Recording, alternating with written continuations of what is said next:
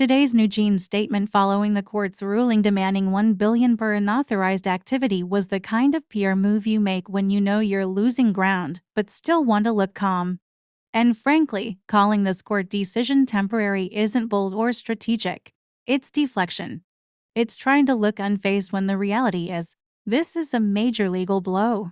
And they know it. In their official statement, they said, the indirect compulsory enforcement decision made today is not related to the appeal case that is still ongoing regarding the original provisional injunction order from March 21, which bans independent activities.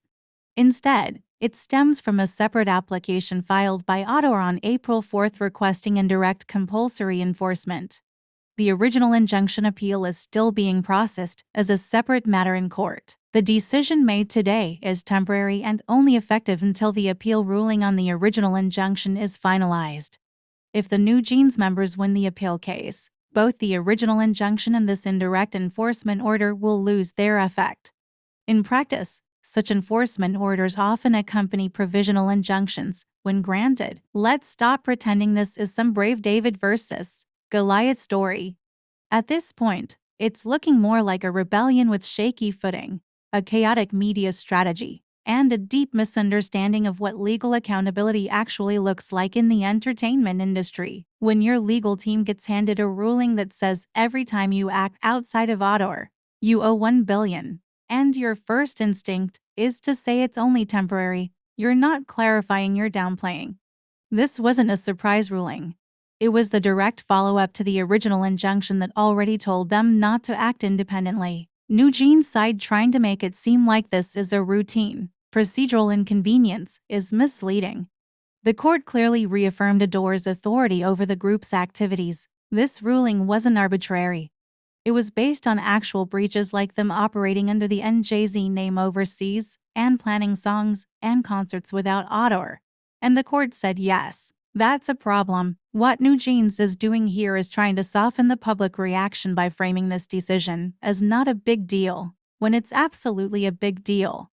It's financial accountability for behavior that, by contract, they weren't allowed to do. If the contract was exploitative, the legal route should have focused on proving that first. But what we're seeing instead is NewJeans sidestepping that hard work and just doing their own thing. That's not brave, that's reckless. And this isn't a commentary on their age or inexperience. This is about accountability.